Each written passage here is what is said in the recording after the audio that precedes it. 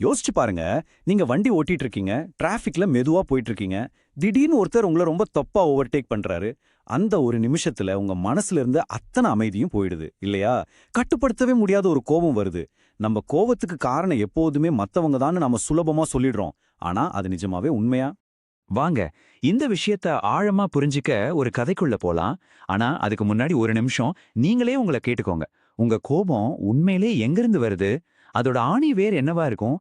இத பத்தி great Aristotle ஒரு சூப்பரான விஷயம் சொல்லியிருக்காரு. யார் வேணும்னாலும் கோவப்படலாம், அது ரொம்ப ஈஸி. ஆனா சரியான ஆள் மேல சரியான அளவுல சரியான நேரத்துல கோவப்படுறது இருக்கே, அதுதான் ரொம்ப கஷ்டம்னு சொல்லியிருக்காரு. கோபத்தை கையாள்றது ஒரு கலை மாதிரி. நாம இன்னைக்கு பார்க்க போற இந்த மனமாதிரிக்கு இது ஒரு சரியான தொடக்கமா இருக்கும். சரி, இப்ப வாங்க கதைக்குள்ள போகலாம். நம்ம கதையோட ஹீரோ பேரு லின். அவன் ஒரு இளம் துறவி, ரொம்பவே ஒடுக்கமானவன். ஆனா அவன்கிட்ட ஒரு பெரிய பிரச்சனை இருந்துச்சு. அது என்னன்னா, அவனுக்கு ரொம்ப சுலபமா கோபம் வந்துடும். லின்னோட பிரச்சனை என்னன்னா, அவன் கோபத்துக்கு அவன் எப்போதுமே மத்தவங்கள தான் காரணம் சொல்லுவான்.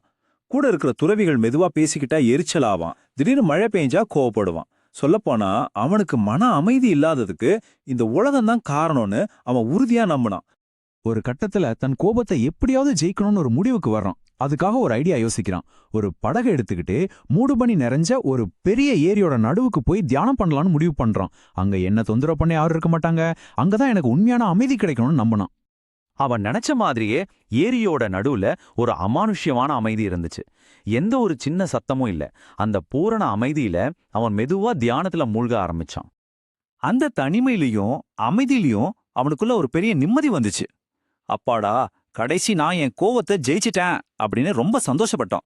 எல்லாம் சரியா போயிட்டு இருக்குன்னு அவன் நினைச்ச அந்த நொடியில டமார்னு ஒரு பெரிய சத்தம். அவனோட படகு மேல ஏதோ ஒன்னு ரொம்ப வேகமா வந்து இடிச்சுது. கண்ணை திறந்து பார்த்த அடுத்த செகண்ட் அவனோட அத்தனை அமைதியும் காத்துல பறந்து போச்சு. கட்டுப்படுத்த முடியாத கோவம் அவன் மனசு முழுக்க நரம்புச்சு. யார் அந்த முட்டாள்? இவ்ளோ பெரிய ஏரியில நேரா ஏன் படகு மேலேயா வந்து இடிக்கணும்னு மனசுக்குள்ள கொந்தளிச்சான். இப்போ நடந்த இந்த விஷயத்துக்கு பேரு தான் தூண்டுதல், அதாவது ட்ரிகர். ஒரு சாதாரண நிகழ்வை நமக்கு எதிரா வேணும்னே செஞ்ச ஒரு தனிப்பட்ட தாக்குதலா பாக்குறது. அந்த படகு வந்து இடிச்சத லின் தன்னை யாரோ அவமானப்படுத்திட்டாதான் நினைச்சான். அதுதான் அவனோட கோபத்தை அந்த அளவுக்கு தூண்டுச்சு. இப்போ கதை அதோட உச்சக்கட்டத்துக்கு வருது. லின் தன் படகு மேல இடிச்ச அந்த ஆள் மேல தன் கோபம் முழுசையும் கொட்ட தயாரா இருக்கான். அவங்கள திட்டுறதுக்காக அவன் வாயை திறந்தான். ஆனா அவன் கண்ணுல பட்ட அந்த காட்சி அவனோட வாழ்க்கையே மாட்டப் போற ஒரு நிசப்தமான காட்சி அது. அவன் மேல வந்து இடிச்ச அந்த படகுல யாருமே இல்ல. அது ஒரு காலி படகு. கரையில இருந்து கயிறு அவிழ்ந்து காத்தோட வேகத்திலையும் தண்ணியோட ஓட்டத்திலையும் தள்ளிக்கிட்டு வந்த ஒரு பழைய படகு அது. அப்பதான் லின்னுக்கு அந்த உண்மை மண்டையில உரைச்சுது. பாருங்க, நடந்த சம்பவம் ஒண்ணுதான். ஒரு படகு வந்து இடிச்சது. ஆனா அங்க குறை சொல்றதுக்கு ஒரு ஆள் இல்லாதப்போ அவனோட கோபம் மொத்தமா காணாம போயிடுச்சு.